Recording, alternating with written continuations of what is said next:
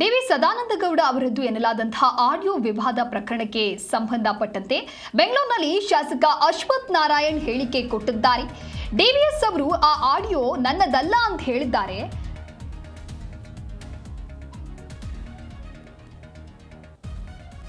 Audio ನನ್ನದಲ್ಲ ಅಂತ ಹೇಳಿ ಡಿವಿ ಸದಾನಂದಗೌಡ ಹೇಳಿದ್ದಾರೆ. ಬೆಂಗಳೂರಿನಲ್ಲಿ ವಿಪಕ್ಷ ನಾಯಕ ಆರ್ ಅಶೋಕ್ ಇದಕ್ಕೆ ಸಂಬಂಧಪಟ್ಟಂತೆ ಪ್ರತಿಕ್ರಿಯೆಯನ್ನು ಕೊಟ್ಟಿದ್ದಾರೆ, ಹೇಳಿಕೆಯನ್ನು ಕೊಟ್ಟಿದ್ದಾರೆ. ಯಾರು ಹೇಳಿದ್ರು ಅಂತ ಹೇಳಿ ನಾಯಕರು ಕ್ರಮವನ್ನ ಕೈಗೊಳ್ಳೋದಲ್ಲ, ಯಾರೋ ಹೇಳಿದ ಕೂಡಲೇ ರಾಜ್ಯಾಧ್ಯಕ್ಷರನ್ನ ತೆಗೆಯೋದಲ್ಲ. ಸದಾನಂದಗೌಡ್ರೆ ಇಲ್ಲ ಅಂದ ಮೇಲೆ ಅಲ್ಲಿಗೆ ಮುಗೀತು. ಅಡ್ಡ ಮತದಾನ ಮಾಡಿದವರ ಮೇಲೆ ಕೇಂದ್ರದಿಂದ ಕ್ರಮ ಆಗತ್ತೆ. 2028ರ ಚುನಾವಣೆ ತಯಾರಿ ಮಾಡಿಕೊಳ್ಳೋದಕ್ಕೆ ಹೇಳಿದ್ದಾರೆ.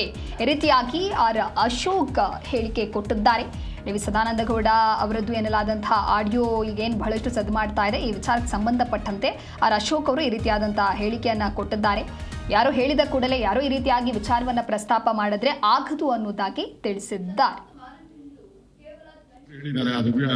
ಆಡಿಯೋ ನಂದೇ ಅಲ್ಲ ಅಂತ ಹೇಳಿದ್ದಾರೆ.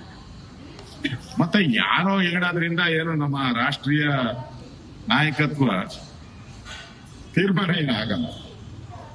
ಅದು ನಮ್ದು ಆಲ್ ಇಂಡಿಯಾ ಪಾರ್ಟಿ ತೀರ್ಮಾನ ಅಲ್ಲಿ ಆಲ್ ಇಂಡಿಯಾದಲ್ಲಿ ಆಗ. ಮತ್ತೆ ಯಾರೋ ಹೇಳಿದ್ರು, ಯಾರೋ ಸಲಹೆ ಮಾಡಿದ್ರು ಅಂತ ಏನ್ ನಡೆಯಲ್ಲ. ಇದೊಂದು ಸಾಮೂಹಿಕ ನೇತೃತ್ವ ಇರತಕ್ಕಂತ ಕರ್ನಾಟಕದಲ್ಲಿ ಪಾರ್ಟಿ ನಮ್ದು.